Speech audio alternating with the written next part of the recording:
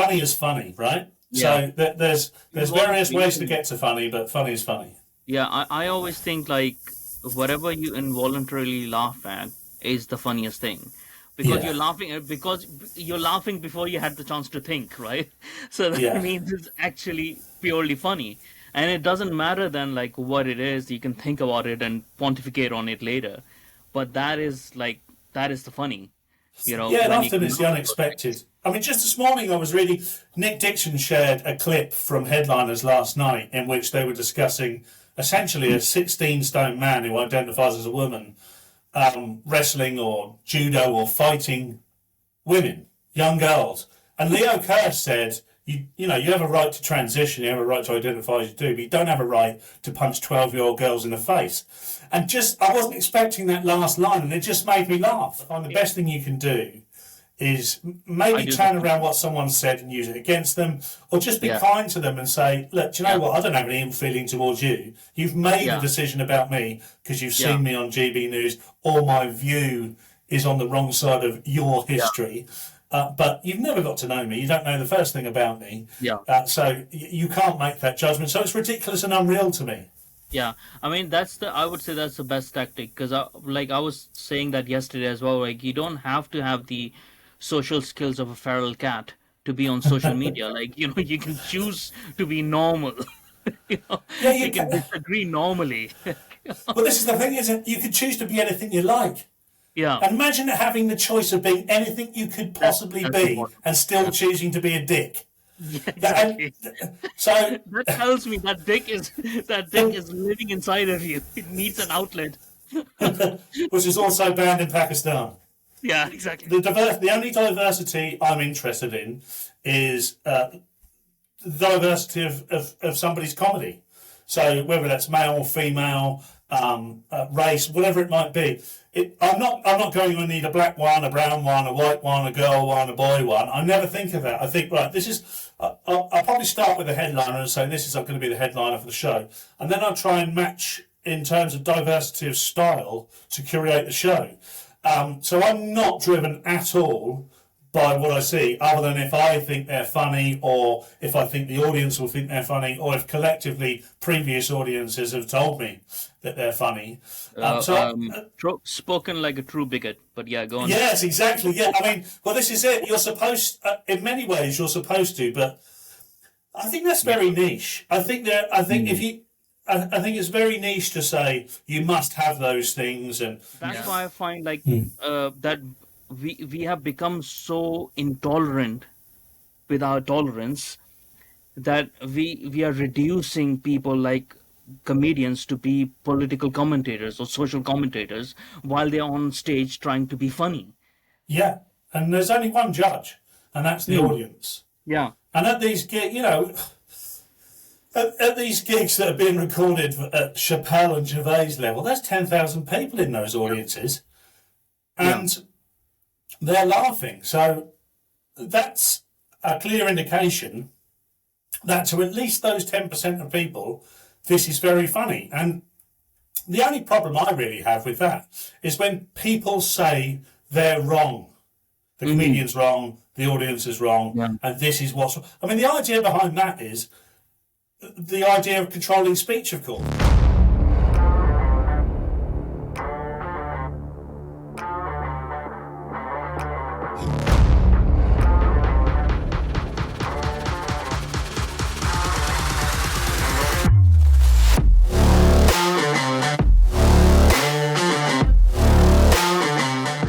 Hello there, everyone. Welcome to the World of Moments podcast. And on this episode of Reflections and Reactions, we have a special guest with us. We have the comedian Paul Cox. Paul Cox is a professional comedian, writer, and broadcaster. He started stand-up comedy in 2015 and since then has performed all over the UK. He's a regular on the GB News shows, Headliner and Free Speech Nation, and he has also supported other artists, other stand-up comedians, and appeared at the Byline Festival and Victorious in his hometown of Portsmouth. Paul was also a finalist in his prestigious Hackney Empire New Act, Natty's 2018.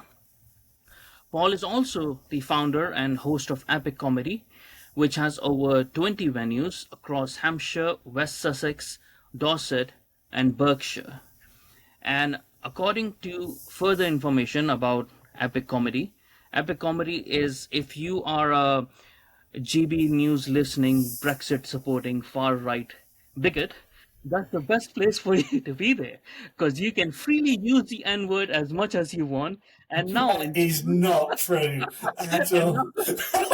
Can you and now, imagine? I mean, I might and get more also, customers. You never know. exactly. And now, in some of the venues, they are beta testing this, inspired by the Ricky Gervais's new stand-up Yeah. comedy. They have a special booth now where you can take disabled children and beat the shit out of them as well. I mean, by the way, when somebody just clips you saying that with a serious face and me laughing afterwards, that's going to make an interesting viewing for me at some point. Yeah, exactly. Most of that was true. Some of it isn't. I'll let your watchers and listeners decide what they want to be true and what's not. Great to see you, Mimus. How you doing, mate? I'm doing good. How are you? I'm okay. Yeah, just it's January, isn't it? And I don't know what it is, but this year in particular, I feel like quite. I'm looking forward to the year. I don't know why. I mean, in all honesty, it looks entirely bleak, doesn't it, going forward? But for some reason, I don't seem to be too worried about 2024. I don't know. I think so. It feels like it's going to be turbulent here.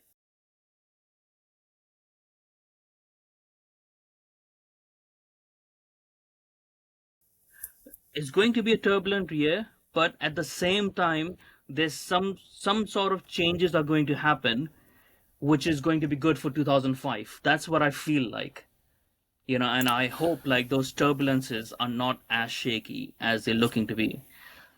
Well, by the way, the people that are telling us it's going to be turbulent are the people that need it to be turbulent to maintain their careers. So, I mean, including GB News, and I love working for GB News, but it's in our best interest for there to be an absolute carnage out there because it gives us something to talk about. However, if you ever look back, things. Well, I was going to say, if you ever look back, things aren't always as bad as they seem, but sometimes you look back and think that was much worse than anticipated. Yeah. But it all depends on your perspective of the world, doesn't it? And that's why I enjoy doing comedy. Yeah, I mean, and that's what we are here to talk about today, mainly comedy. We want to, I think so. We're going to talk a bit of discussion about your career so far, but the main discussion that we want to discuss is the root of funny, like where does the funny comes from. But first, tell us like how has your career been? Because it's not just for us to know like how your career has been so far, but it's the state of British comedy. Because the state of British comedy, as I see it, it's a bit mellow, sort of like bleak. It's not that it's not that robust, right? It's not like in America where you see that culture. They originated that culture. And British comedy is very different, and it's very controlled as well in most cases, which is why your venue is so great. What I would say is that the sensibilities between the British and the US are different, of course. So the things that maybe an American audience would find funny and a British audience would find funny are different. Obviously, there's a huge Venn diagram there, and there's a lot in the middle that joins the two. From my perspective, like all good stand-up comedians, I started with an electronics engineering degree. Went into project management and then found my way into stand-up comedy. Went into my 30s, so it wasn't all stand-up for me. But I did, I actually did something called a stand-up, an introduction to stand-up comedy. It was a course in Camden in London, and basically it was for budding stand-up comedians or people who just wanted to perhaps overcome the anxiety of performing in front of a live audience or present better. So there were all sorts of people in that course. For me, I was at a bit of a loose end. I always wanted to do comedy and some guys and just didn't know how to start. So I went along and did this course, and it's only a 6-week course, and it worked out very well for me. I discovered very, very quickly, probably for the first time in my life, that I found something for me that I really, really wanted to do. And even though the first you do this showcase gig at the end of the course, and it all went extremely well. And I thought, it's only a matter of time before I'm a world famous comedian with my own chat show. I learned very quickly that was not going to happen because I died on my arse in the very next gig. And, I knew instantly that I wanted to do it because during that failure, I just felt like, okay, I want to get better at this, and I don't want to feel that again. Because you never eradicate that, no matter at what level you're at all. There's always going to be failure because, each audience is different. All you learn to do is just get more confident as a performer, hone your skill. But in terms of where comedy is now, I think comedy's in a pretty good place. I mean, it is good to look. It is easy to look at comedy and say it's not, because what we see are the biggest names and the way that they're critiqued. You take someone like Ricky Gervais or Dave Chappelle, and these are the people that arguably at the very, very peak of stand-up comedy, based purely on their success. You can say what you like about them, but success is measured in income, awards, fan base. If all those things are the biggest in the world, you're probably doing okay, whether there are doubters or not. That's not to say that people, below them are rubbish. Everyone, there are plenty of, one thing I'll never do is say this particular comedian is rubbish and this particular comedian is good, because it's all in the eye of the beholder. I run comedy nights. I try and curate nights so that each act is different. And by the way, epic comedy is... You get a lot of rubbish comedians. That's what you're trying to say. Yeah, no, we don't at all. What you do find sometimes, however, is that you'll put a big name headliner on, and the audience, of course, they'll love it, but they're expecting to enjoy that, and they'll come back to you afterwards and say, actually, the support acts were my favourite, because they already hold these other headliners in such high esteem that what more can those guys do to impress them? So they're impressed by the people coming through because they've not seen them before. But I should say, I mean, you made epic comedy sound like it was unleashed. Unleashed is something different. Epic comedy it isn't really. I don't call it free speech or non-free speech. I mean, I pick the only diversity I'm interested in is the diversity of somebody's comedy. So whether that's male, female, race, whatever it might be. I'm not going, I need a black one, a brown one, a white one, a girl one, a boy one. I never think of that. I think, right, this is, I'll probably start with the headliner and say, this is going to be the headliner for the show. And then I'll try and match in terms of diversity of style to curate the show. So I'm not driven at all by what I see, other than if I think they're funny, or if I think the audience will think they're funny, or if collectively previous audiences have told me that they're funny. Spoken like a true bigot, but yeah, go on. Yes, exactly. Yeah, I mean, well, this is it. You're supposed, in many ways, you're supposed to, but I think that's very niche. I think it's very niche to say you must have those things, and you will get, particularly in huge cities like London, maybe Manchester, you will get nights that are sort of lesbian only or women only or whatever it might be. And there's absolutely nothing. The established theme, right? So if it's already established theme, it's fine, because whatever people want to enjoy it, whatever they're comfortable with, they can go. It's when things like that say that you need to include us while we are excluding you. That's sort of like, well, no, I don't need to include anyone, and I don't need to exclude anyone. I can have whatever criteria. I can have a criteria. White only comedy, right? But that nobody can say that. Can you imagine? I'm trying to get you cancelled. Paul Cox's white only comedy night. I mean, some people might argue that that's happened because lineups. I mean, I don't know if you're aware, Mamis, but 80% of this country is white. And sometimes the 20% aren't available. Paul, I go to the shop, there's white people. I go to my office, there's white people everywhere. Fucking white people everywhere. I'm sorry, mate. What can I say? Can I be elected for Scotland now? He probably can, actually. To be fair, if that was your campaign speech, you'd stand a good chance. Yeah. It's interesting, though, but I don't think... I do still believe it's kind of niche to certain parts of the country. And not just certain parts of the country, certain parts of political standing and ideology. And you know what? They're welcome to it. But when you've Yeah. got to when you've got a business like mine that is trying to entertain the masses in the shires outside of London and Manchester and Birmingham, Mm. they're not particularly interested. The audience can be mixed, but what they're interested in is getting bang for buck. They want a good night Yeah. out and they Yeah. want to laugh. Exactly. And for me, well, I know we're going to get onto the root of what's funny, and I think there's you know there are no matter what the sort of person on the stage looks like, says they're like, identifies as, Mm. funny is funny, right? Yeah. So there's various ways to get to funny, but funny is funny.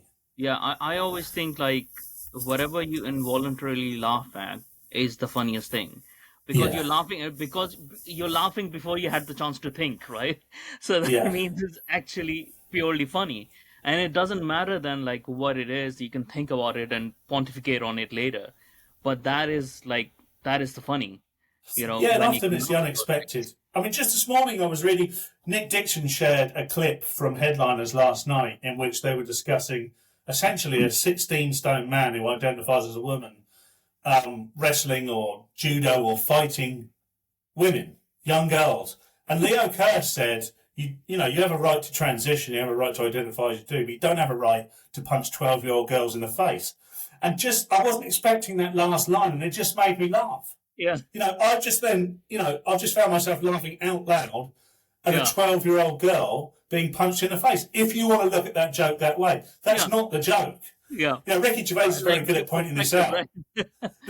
The subject, the thing you're talking about isn't always the butt of the joke. Leo Kirst there is not making fun of No, 12-year-old girls getting punched. He's making fun of 16 stone Absurdity grown of it, men. yeah. And it's absurd. It's absurd. Yeah, yeah. What do you think about the Unleashed bit? I mean, first things we should say about Unleashed. The first thing is it's a fantastic club. Yeah, It was yeah. it was started by Andy Shaw and Andrew Doyle. Sorry, Yeah, I I could love forget Andrew Andrew Doyle, the Great Messiah. Andrew Doyle and Andy Shaw. And I performed at their clubs in Leeds and London.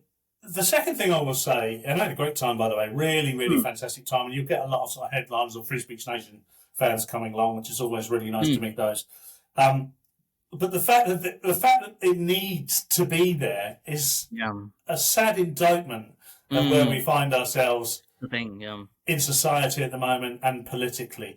Because ultimately, what's going on at that comedy club is absolutely no different than what's going on at 99% of comedy clubs around the country. Yeah. There are people getting up there and they're being funny and they're testing the boundaries of what's acceptable and what's not. Yeah. There aren't, I've not seen in clips or any shows I've done, there are people getting up on stage deliberately trying to offend a minority in some way, shape or form. They're just playing with the ideas of what is essentially the truth of our reality at the moment. Yeah. Yeah. And that's the thing as well, like sometimes when you say like I love Ricky Gervais and I love Dave Chappelle, right?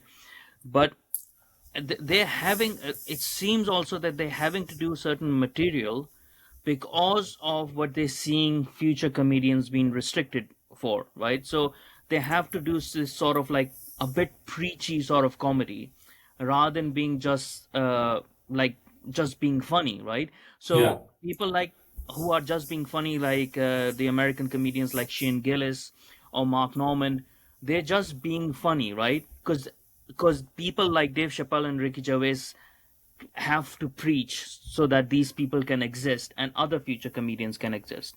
I see that as a sad thing as well, like that they have to do it and then they have to justify their comedy within the act. And then, like, it's sort of like that bit about Ricky Gervais beating up the disabled kid and stuff, right? So it's sort of like... Don't make me laugh, man, at that moment. You can't just say Ricky Gervais beating up disabled kids. I mean, that line itself is funny. That happened. He got a disabled kid on stage and he beat the crap out of them. I saw it with my own eyes. And I'm not normally a fan of prop comedy, but that was quite something. Yeah. But, like that bit, it's uncomfortable for some, but it's funny as well, without him having to explain the context. right? That's when it has the most impact, because then you can like imagine the layers of funny and the layers of actual proper topics behind it, serious topics behind it that he's like layering in there. So that's why I find like that we have become so intolerant with our tolerance that we are reducing people like comedians to be political commentators or social commentators while they're on stage trying to be funny. Yeah, and there's only one judge, and that's the Mm. audience. Yeah. And at these gigs, at these gigs that are being recorded at Chappelle and Gervais level, there's 10,000 people in those audiences, and they're laughing. So that's a clear indication that to at least those 10% of people, this is very funny. And the only problem I really have with that is when people say they're wrong. The comedian's wrong, the audience is wrong, and this is what's... I mean, the idea behind that is the idea of controlling speech, of course. Yeah. Because if you're to say that's wrong, you can't laugh at that because A, B, and C. But what can you laugh at? Oh, you can laugh at this. And then basically all they're doing is taking exactly the same concept and just turning it around and going, now you can laugh. They don't see the irony in that whatsoever. They've changed nothing. They've just changed the target. So if it's okay to have a target, well, we're going to choose who the targets are. And audiences don't care for that because they don't know what they're going to laugh at when they sit there. No one sits down in a big auditorium like that and says, God, I hope there's some stuff about kicking babies in the head because I'm really up for that tonight. But no one's doing that. It's the fact that people are getting caught by surprise. I mean, I say no one's doing that. There'll be someone in the comments going, I do that. Okay, fair enough, mate, but, see a therapist. Yeah, I mean, I want to... What is your process of writing a joke? And do jokes actually just pop up in your head, right? Because I'm thinking about myself as a non-comedian, right? And that's why I have to hold myself even on social media and stuff, because it's like, I'm not a comedian. I'm not going to get this right. It's funny in my head. It's going to be really stupid when I say it out loud. So just shut up and don't do it. But like, I have to stop myself a lot. Like, I'll give you an example. There was this tweet. This woman, this Chinese woman, she was in the gym, and there was this guy who was beating her torso, like, and she was, I don't know why she was having that beat up. And the tagline was like, what is she preparing for? Or what is she, whatever, like, for? And my instinct was marriage, right? But I think it's maybe where you come from, mate. Exactly. I was like, I'll have to, if I say that, it's a joke in my head and I think it's really funny, but if I say that, I'll have to explain a lot of things, so I didn't.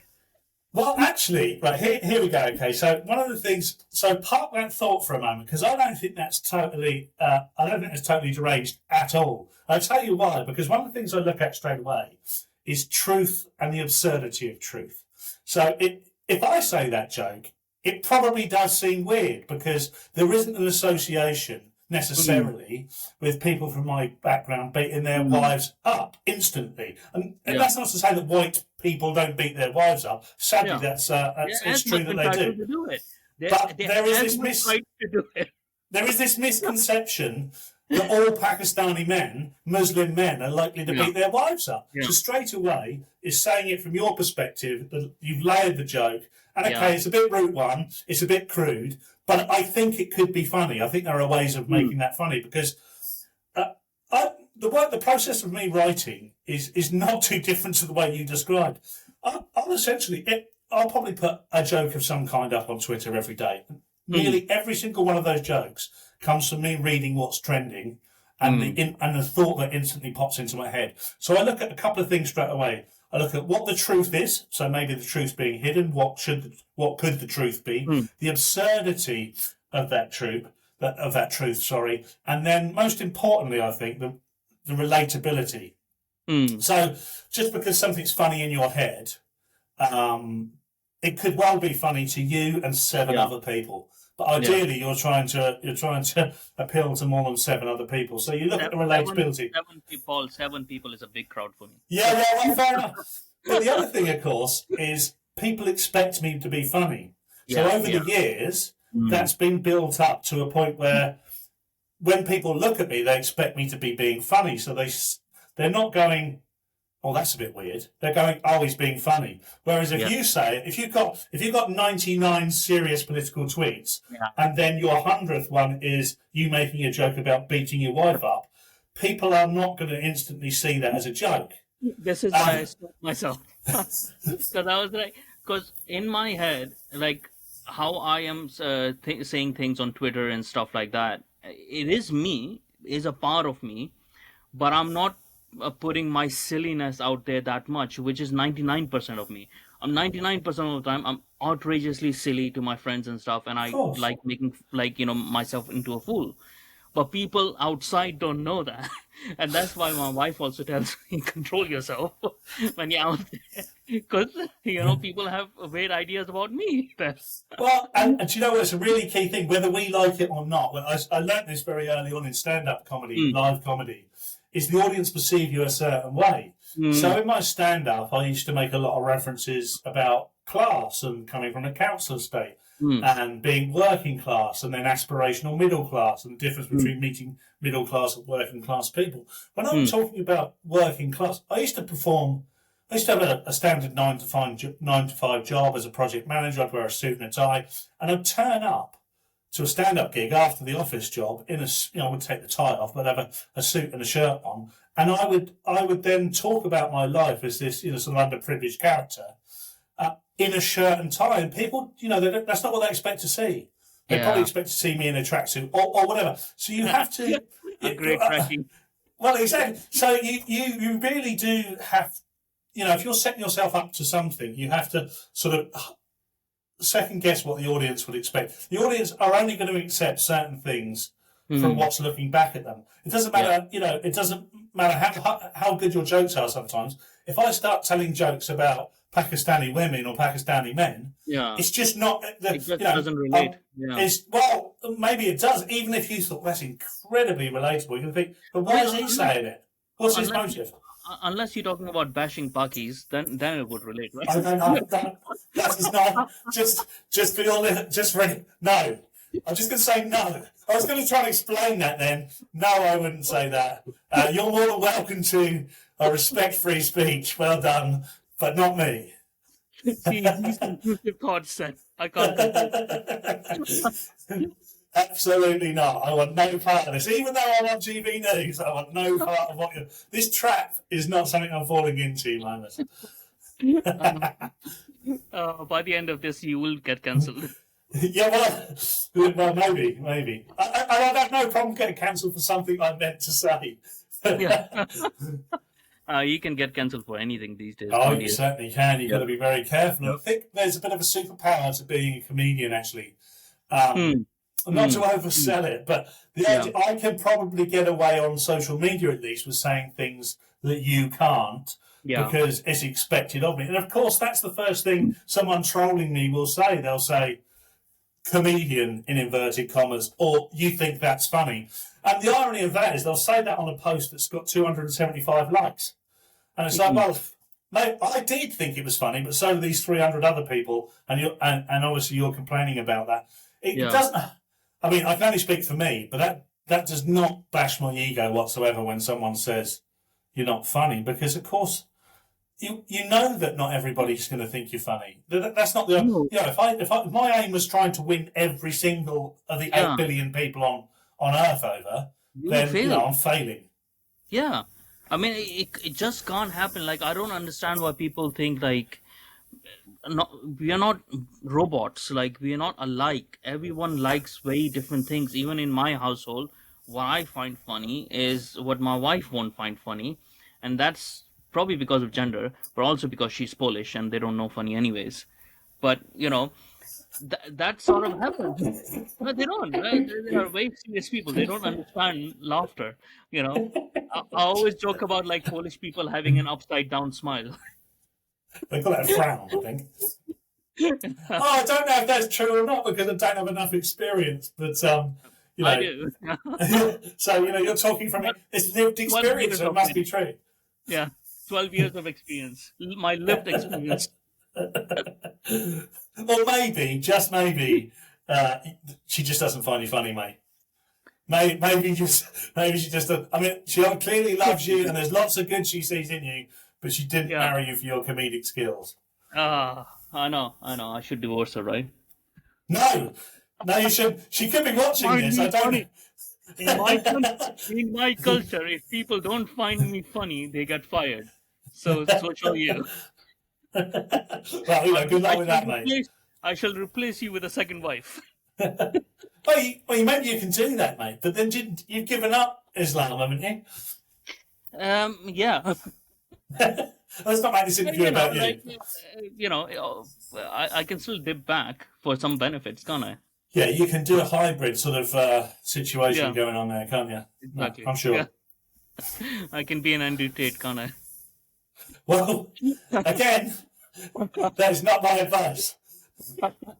You can do exactly what you like. The other thing, of course, about the root of funny is originality, because Yeah. we're all actually capable, pro comedians or not, of thinking of funny things. And I guess the only thing that sets people apart is whether you can say whether you can take some well-trodden ground and give it a perspective that not many people have, or take something that nobody's thought about, and perhaps they've never even thought it's funny, and make it funny. And that's probably, in the end, where the craft and skill comes from, because they're able just to... I mean, I shouldn't say this, but I think it's true of most comedians. Making other comedians laugh sometimes is a real kick. So if you get another comedian who will share a funny thing you've said on Twitter, that's where, whilst I love all the other retweets and all the other likes, that's the one that'll catch my attention, because I'm like, wow, I've made another comedian laugh. Because we are a cynical bunch of bastards who are not going to laugh at someone else in case we give them any attention whatsoever. So it's wonderful kind to of do that. a nod as well, isn't it? Like, because he's sharing a craft with someone, and if they find it funny, like, it gives you that boost. Okay, I'm doing, and especially if that someone is further down the line in their career than you, and they are laughing at your stuff, it just gives you that. And I think it's in every profession, but because people don't understand, like, there's actually not that many stand-up comedians in the world. Like, it's not like any other field. It's probably the most minority sort of field. There's very less stand-up comedians, and even less from them who actually make it to some sort of fame, and then even less who are like superstars, right? So they're like handful of people. Right. Yeah, so I guess it's true in almost all careers, but you're right. There's less of us. Big part of me taking GB News, which was a big decision for me actually, because I had to really think about that. There's connotations with channels like GB News, and of course you're told that. So I had to really sit down and do sort of a search of my own morals. What did I don't represent GB News. GB News doesn't represent me, but I'm very proud of working for GB News. I'm actually very proud of a lot of the work that GB News does, because it offers something different. And who doesn't want to do that? Well needed. The thing is, like, I know people sneer at GB News and stuff like that, but it's sort of like, one thing is, if our BBC was not that politically inclined in one direction, we wouldn't need a GB News in the first place, right? And then it is giving a different opinion that the other mainstream are not giving. Like, GB News is sort of a mainstream in itself now, but others are not giving. So it's sort of like you can make up your own mind. You can see what's happening on GB News. You can see what's happening on BBC. The same story. You can pick and choose and say, like, okay, where does the truth lie? If you think like GB News is not telling the truth. But the thing is, what I find weird is people just, without even engaging with the content, predetermining that this is racist and this is not. It's sort of like, you're not really engaging. You just become tribal for some reason. Like, we have made, like, it seems like within Britain, we have made institutions into churches, right? We have, because people have lost religion so much in this country, that they have replaced, like, BBC, they have replaced NHS, which are at the turn of, like, last century, at the start of the last century, they only got established. It's not like they've always been part of Britain. British history is a lot longer than BBC, than NHS, and if we want to change it, we can change those things. But people have made that into a cornerstone of some weird, like, religion that they're leading, and that's why any challenger to that ideology, that's why they become so visceral about it, because any challenge to that is like blasphemy, isn't it? And that's how they treat people at GB News, like they're the Satan, like they're blasphemous Well, people. absolutely. I don't know if you've read Andrew Doyle's New Puritans, Oh, I have. but if Oh, you I love that. Yeah, but if you yeah, yeah okay, well you have. If your listeners watchers haven't, then I thoroughly recommend yeah, that. Alongside War on the West by Douglas Murray as well. I think you yeah, read those yeah, two books yeah, together, yeah. and maybe a love letter to the West from Constantine Kisner as well. That's I mean, good. basically, I'm Yeah, just giving shout outs to yeah, all the people that have written yeah. great books in the last couple of And years. also Godsard's the Parasitic Mind. These four Yes, books are really important. Yeah. yeah, I think they are. Do you know, to the point as I would want to take at least one of those books and make it part of the curriculum, alongside Oh yeah. Yeah. something that had the complete opposite view as well. By the way, Yeah. I don't think that we should just have Douglas Murray in schools or Andrew Doyle in Mm. schools. Of course, Andrew Doyle was in schools once because he Yeah. was a teacher.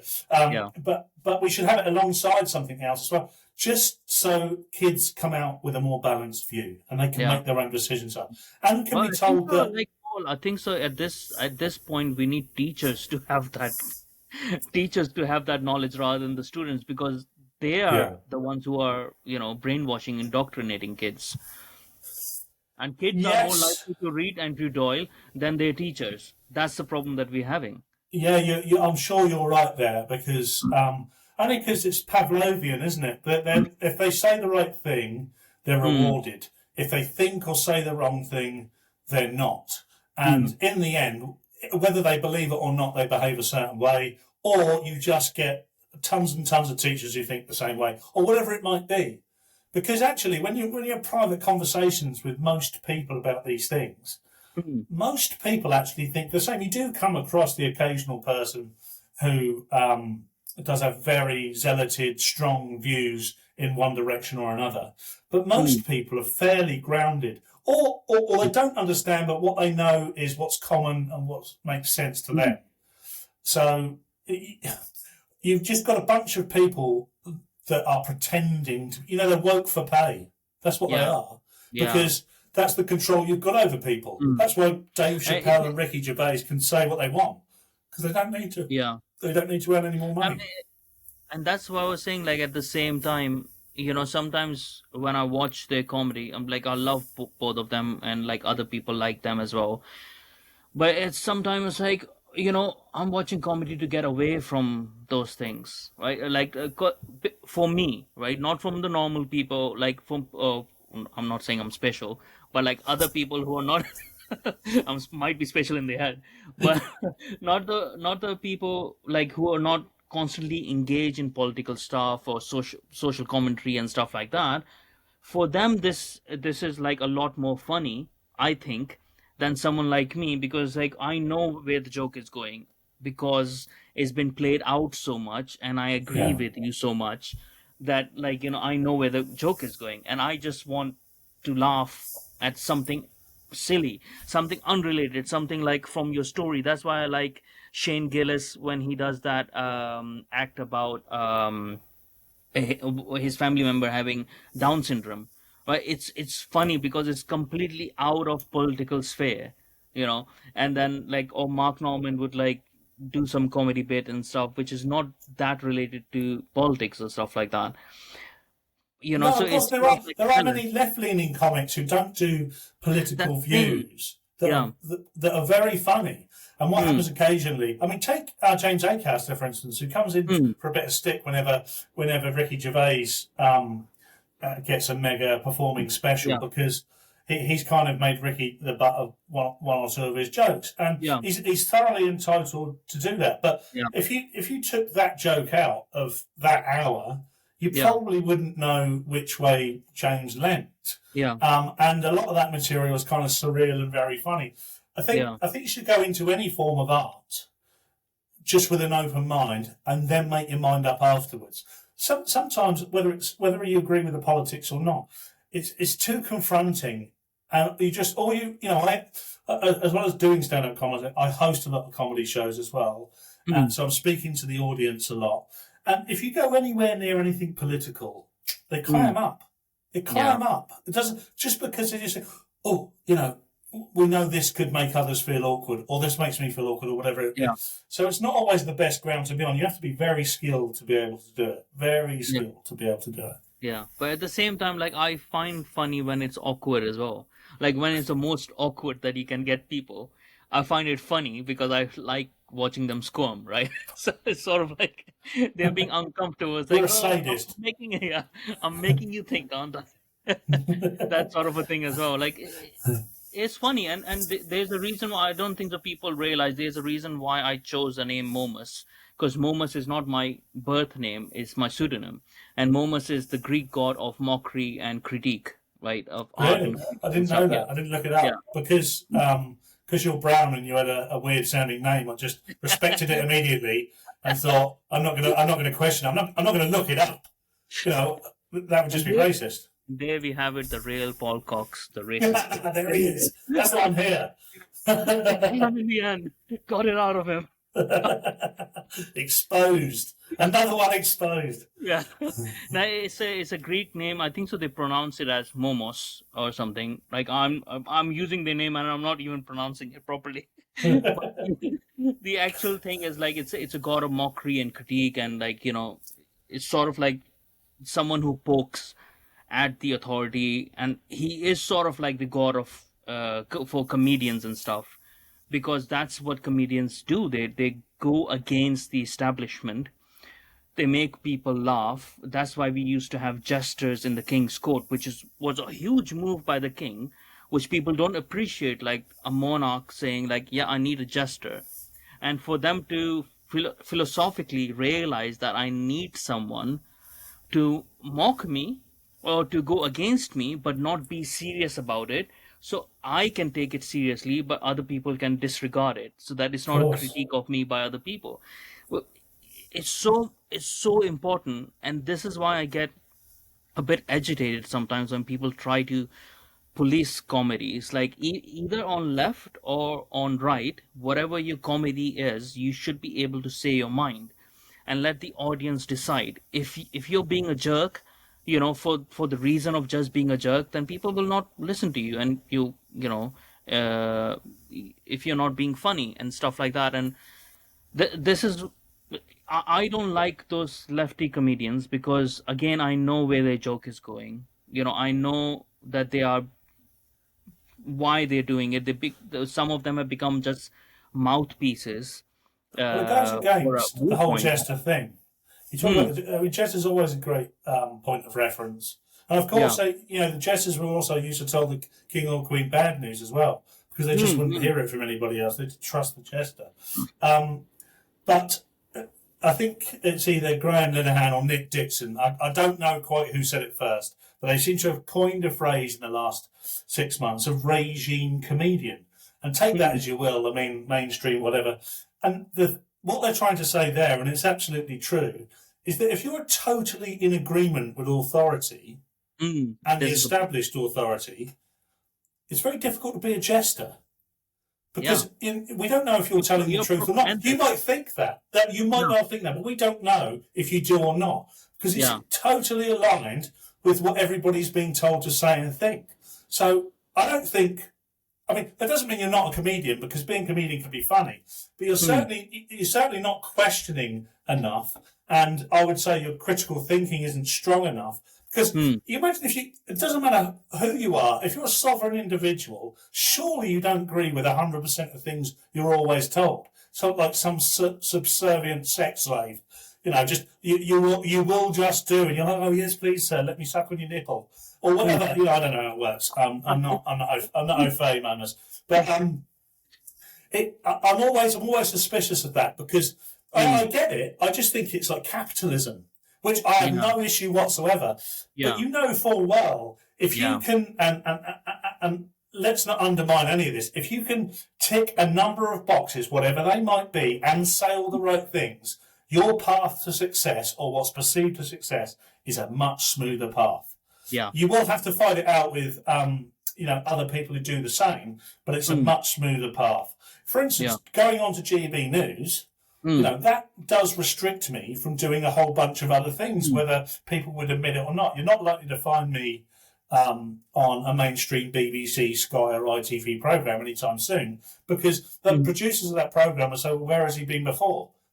He's better known for doing GB News, Headliners, Free Speech Nation, Leo Kers's show. They're going to say, well, no, I don't think that's the right fit for us. They won't look at anything I've said or anything I'm able to do. They'll just say that's not the right fit for us. Yeah. I think that'll change, by the way. I genuinely think that'll change. I think it'll have to change, because all you're getting is the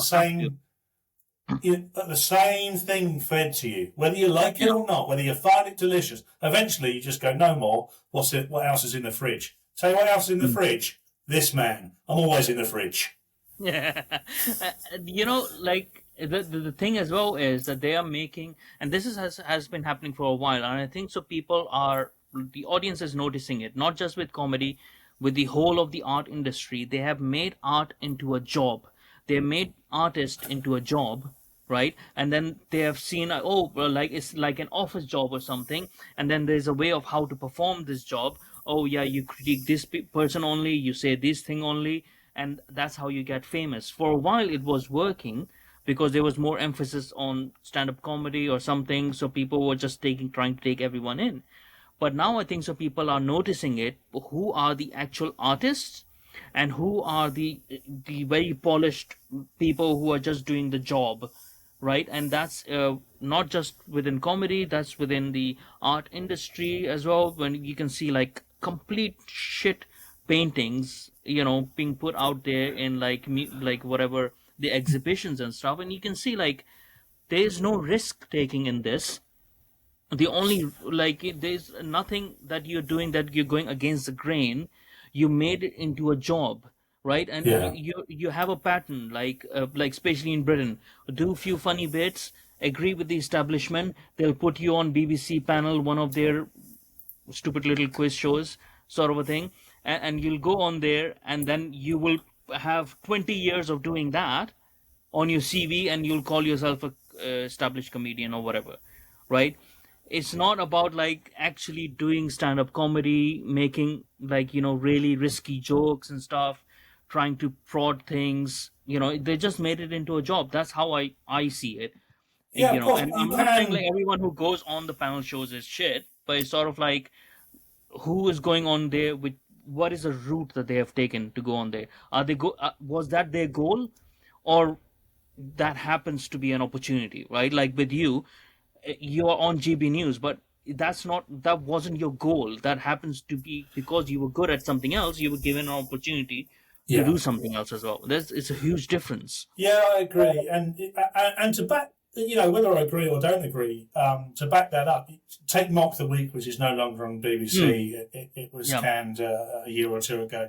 Take Mock the Week from the early series versus the later series. Very funny early one, yeah. It was incredibly funny because Frankie Boyle was at his absolute peak. I mean, we always use Frankie Boyle. There were other comedians on there that were extremely good as well. But they were taking risk, and the whole point of that is they were taking risk and poking fun. And it didn't feel as polarising as it would do now. And I think that's partly because of the landscape we find ourselves in, Brexit, Boris, Conservative, Labour, woke, progressive, Trump, Biden. Biden, by the way, he needs a jester, doesn't he? I mean, the guy couldn't put his socks on. Yeah, he's a comedian himself, I think so. Well, it's a sad state of affairs, actually, because I think he's been taken advantage of. He's just a prop and a puppet, and we're told this is the best that America can offer, and clearly it's not. There's 300 million people there, and of course America is. Have you engaged with them recently? Well, I don't think they're all. Some of the ones that engage with me on Twitter, I'd like to think aren't representative of everybody in the United States. Because Twitter's not real. We know Twitter's not real. I mean, we both indulge in it. We both enjoy indulging in it. And I'm sure we both get frustrated and amused by it in equal measures. But it's not real. You wouldn't wander down your local high street talking to someone like you would on Twitter. I mean, I try to kill with kindness. I find the best thing you can do is I maybe do the turn same around thing. what someone said and use it against them, or just be Yeah, kind to them and say, look, do you know yeah, what? I don't have any ill feeling towards you. You've made a yeah, decision about me because you've yeah, seen me on GB News, or my view is on the wrong side of your yeah, history. But you've never got to know me. You don't know the first thing about me. yeah. So you can't make that judgment. So it's ridiculous and unreal to me. Yeah, I mean I would say that's the best tactic because like I was saying that yesterday as well. Like you don't have to have the social skills of a feral cat to be on social media. Like you can choose to be normal. you know, Yeah, you you can can. disagree normally. Well, this is the thing, isn't it? You can choose to be anything you like. Yeah, Imagine having the choice of being anything you could that possibly that's be important. and still Yeah, choosing to be a dick. yeah, That, exactly. so, That tells me that dick is living inside of you. It needs an outlet. which is also banned in Pakistan. Yeah, exactly. But yeah, so you see that this is changing, that this is going to change, especially with comedy itself, because it's something is very important. I don't know if people at Netflix themselves have noticed it, that Ricky Gervais' stand up and Dave Chappelle's stand up is number one and number two on their top 10 list, right, of what people have viewed. So surely something must click in their head that only people who have a Netflix account are watching this. So that means the majority of the Netflix account holders like this. That means maybe we should stop with the woke nonsense in our other programs because people are not liking it. I mean, there has to be sort of like some switch that has to turn on over there. Yeah, do you know what else is out at the moment? There's a Trevor Noah special out at the moment on No way. Netflix, and it doesn't sit in the top 10. No, I mean, I'm I didn't sure it's even know doing it was okay. there. It's got, I'll have the views, no worries. Yeah, But again, he's just a regime comedian, isn't he? There's no criticism of a man yeah, being anything or a woman being anything, but yeah, when it's just one thing, your identity, and people have got into the point now where your sexuality, the colour of your skin, your culture, your background, your religion has to be the most important thing about you. it's so boring. It's not interesting. It isn't No, interesting. It might be interesting to your audience, and I think to give someone like it adds, adds Trevor, flavor, right? So it adds flavor, like you were saying, eh, because you're from a working class background, right? So when you're talking about those things, it adds flavor to it. But just making that your sort of primary for comedy, you're excluding so many people, other people out there, and the jokes aren't always going to hit. But you can use that additional flavor, whatever you have of it. If someone is gay, someone is like whatever, different color, different like background, different cultures, you can bring that into relatability. But sort of making that as your primary thing is just, I don't find it funny at well, all. no, and whether So you or boring. I do or not is probably irrelevant in Yeah, Trevor Noah's mind, yeah, in his career path, and yeah. rightly so. Why should he give a damn what we think? Hmm. But you hold those two things up. Chappelle and Trevor Noah both have a special out on Netflix at the moment. Both come out at the same sort of time. One is Hmm. getting talked about, and the other isn't. Yeah. And you don't even have to argue whether one's funnier than the other or not. I think a lot of Hmm. people would come down on the side of Dave Chappelle, but I'm not sure that's necessarily Hmm. important either. But I think the validity and the things that Dave Chappelle is saying versus Trevor Noah are much more interesting. And he's just as much a black man as Trevor Noah is. Hmm. But I don't think Dave Chappelle has built certainly in his recent career, he's not built it on the colour of his skin. He's built it on his observations. Yeah. Whereas Trevor Noah has built it entirely on his identity as a Yeah. South African black man. That's it. Yeah. Yeah. Outside of that, what is interesting about Trevor Noah? There probably Like, are a million things interesting about Trevor Noah, but we're not going to know them but he's because not he's not talking presenting. about them. Yeah, exactly. Because he's not presenting, and then he's going to America and trying to relate with the black people in America by bringing up some injustice and stuff. Like, no, you had a completely different experience in South Africa, right? You can't just copy that over, right? Like your other No, it's jokes. probably more akin. I'd imagine South Africa, the racism in South Africa that Trevor Noah would have been subjected to, is probably Yeah, more yeah, akin to the that's sort what of I thing you thought. might get in America than you would do in Europe. That's the other Yeah. thing, of course. We seem to have imported racism from the American perspective Yeah. into the UK and Europe and said Yeah. it's the same thing. But of course, we're actually far more enlightened in many ways than they Mm. are there. We don't see racism. I'm not suggesting that racism doesn't exist. As a white guy, you actually do get a fair amount of it myself, just for being white. But of course, my history isn't oppressed by me being white. So, of course, it's a different argument. I'm just However, I'm playing the little violin of tell you what, you try being white, mamas. You yeah. give it all this Pakistani Muslim stuff. You try being a white guy from Portsmouth, mate. Well, I'm trying my best. I'm trying my best. I listen to GB News. I listen to you. Good on you, mate. The indoctrination has begun. But I don't think, I mean, perhaps it's not for me to say. You're absolutely right to take the piss. It's probably not for me to say.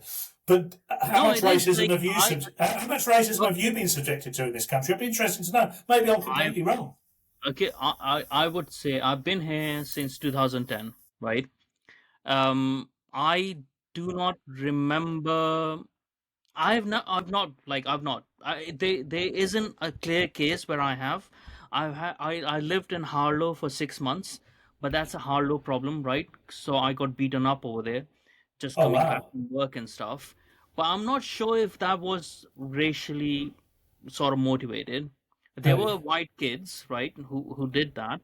Uh, but It's then starting again, to feel like it is. I no, mean, but the thing as well is that the people who came to my rescue were also white kids, right?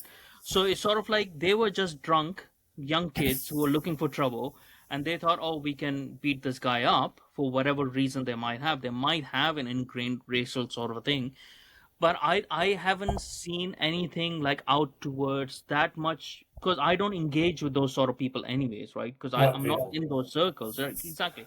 No, no white working class people. Yeah, the worst Apart from kind. tickets, exactly. I only hang out with rich, like elite, Yeah, yeah, you because they're know, known for not being racist whatsoever. people who have at least been on holiday in the last 3 months, like, outside of. That's a very, very specific parameter. Have you been on holiday in the last 3 months? Yes. Where was it? Isle of Wight? No. Oh, no. Skiing? Oh, Yes. bloody racist.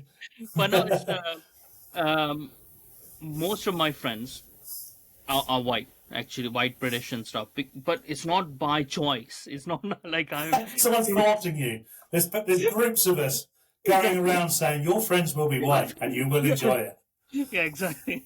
And now it's sort of like it just happens that I came to Britain because I liked Britain, right? So the first thing I had to do, I had to get away from Pakistan because I left Islam, so it wasn't a viable place for me to live anymore. But then I had a number of choices because where can I go? Because I had enough qualifications and stuff, so I could apply for different places. But my idea had always been to come to Britain. Since I was young, I love Britain. Even when I was outside, I love Britain. Even when I was in Pakistan and they were crying about, oh, the British Empire came over us, I was secretly rooting for the British Empire. I was saying like, yeah, they should have stayed on you guys. you know, so I was that sort of a kid who was that much against us. Like, I don't care. Like, it's a tiny little island and it conquered you. You should be ashamed of yourself. So don't bash them for it. They conquered the entire world. There's something to admire about it. I don't care about anything else. you know, but so it just so happens when I came over here, I wanted to be friends with the British people, regardless of their skin. And if there were people who were anti-British or British bashing and stuff, obviously I will not chime with them because it's like, well, you're coming from a very negative point of view. I'm coming over here to find a home for myself, right? I'm not gonna come over here, find a home for myself, and then try to trash my own home. Like that's the most ridiculous thing anyone can do. So in Yeah, that's doing that, interesting. That's interesting yeah, because. yeah, and Come, if come that on, is I don't my feel like you finished your point. You finished your yeah, point, sorry, sorry. yeah, if that is my mindset, so there's a way that I'm going to approach things. This is so I'm not going to look for racism as well. So there might be racist things that might have happened towards me, but I haven't clocked to it and I have rised above it. Like, so I've overcome that, if that may be. I've never been stopped in any job. I've never been not given any job. Actually, I've only failed one interview or one or two interviews ever in my life so far. So it's not like, anyway, in job or anything is stopping me from doing it. I haven't done that. Not like all my neighbors and stuff, nobody has targeted me for it, but I don't know what is in people's minds, right? But it's about how I approach it. If I'm going to look for racism, I'm going to find it, you know. Oh yeah, yeah, that's true, and it's very interesting because if you then compared that with your home in Pakistan, Mm, where you were brought up, it's probably a lot less tolerant, and sometimes that's not taken into account when we're having the debate and the discussion, because the people on the left will value other foreign, mm, whatever it might be, far greater than they will value anything else. But they won't take into annoying. consideration. So They annoying. just won't take into consideration the culture of the other. Mm, The clearest and starkest example of that is Queers for Hamas, yeah, which I'd love to say was a joke that I wrote, but it's yeah, not. There are I actually know. people marching I thought around. it was a parody when it first came out. I was like, that has to be like people know about this, but no. But like just before you go on, like just a little correction over there. I was actually born in the Middle East. So I was born in Kuwait and I lived there for 15 years. And then Right, I okay. went to Pakistan and lived there for 10 years. So I've had like two very different Islamic cultures as well. And Kuwait was very much open. It's very much American sort of a thing, you know. And yeah, like people from Saudi Arabia, actually women from Saudi Arabia used to come to Kuwait so they can be free, right? So like they would come Interesting. on their holidays so they don't have to wear the abaya and stuff like that. So they used to come to holidays in Kuwait. Like in Kuwait's like a tiny little island. Compare that with Pakistan. Pakistan is just really backward. So I saw those both ends of the and then when I came over here and people just assume any culture outside of Britain is good, I was like, well, surely you've only gone on holidays if you have, right, to those places, and you're going with those rose tinted glasses and you think, oh yeah, look at them, oh, such an exotic culture.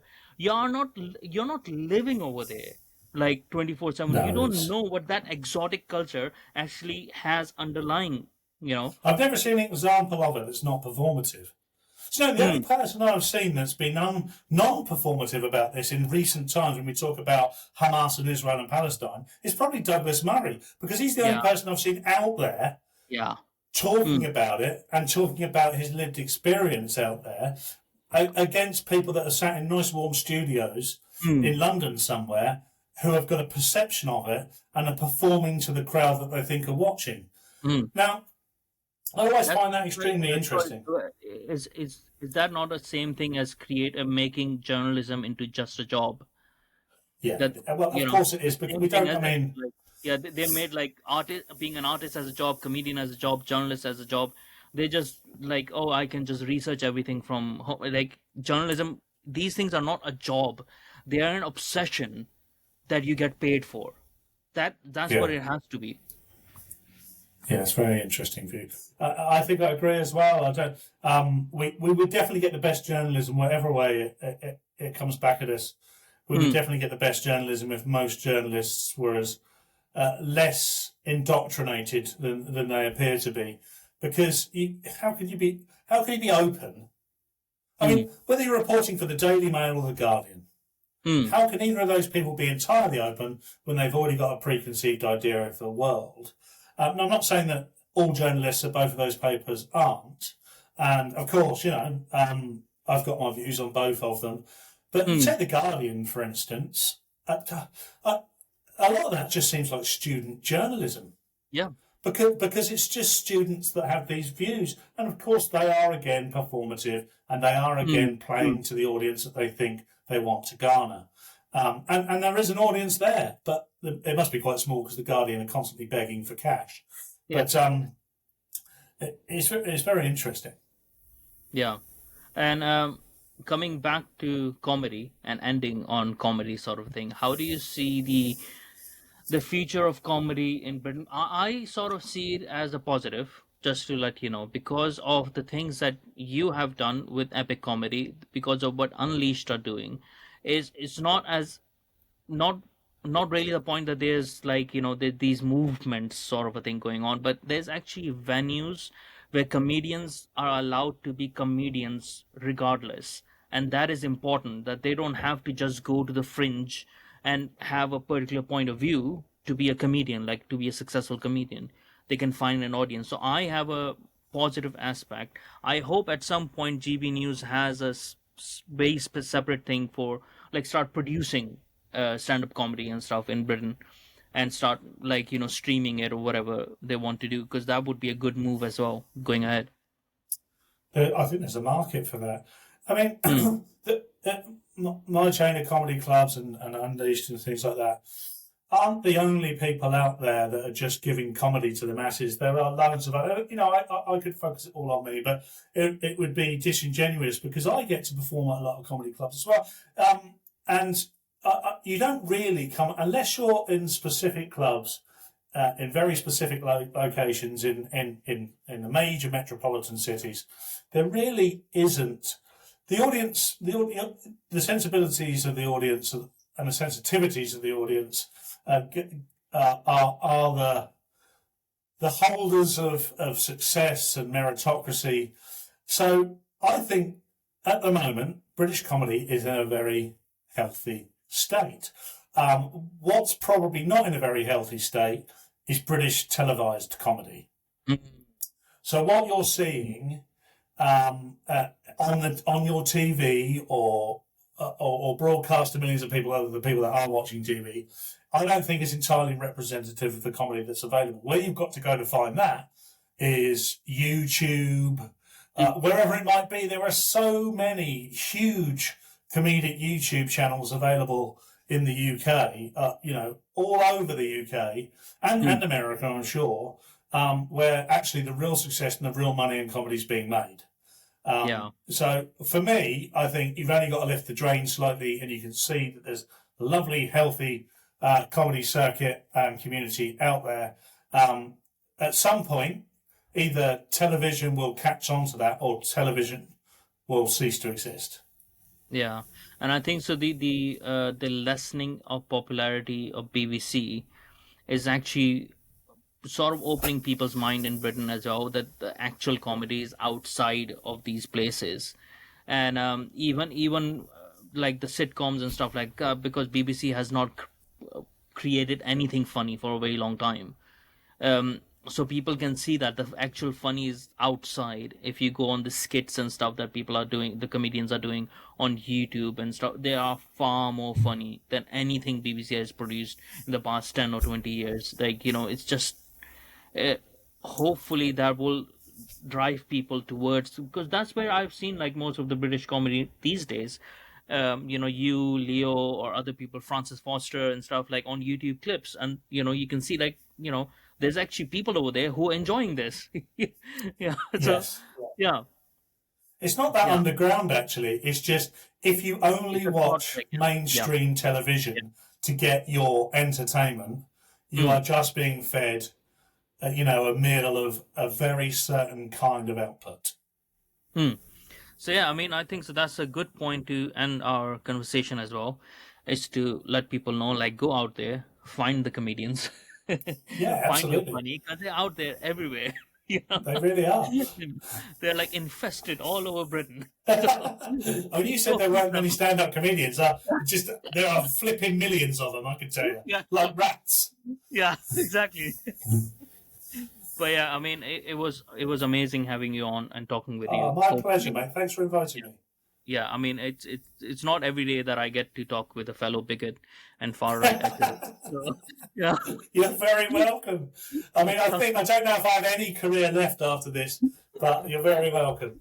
Yeah. Thank you so much. And thank you everyone for listening. Until next time, take care, be good, and thank you so much for listening.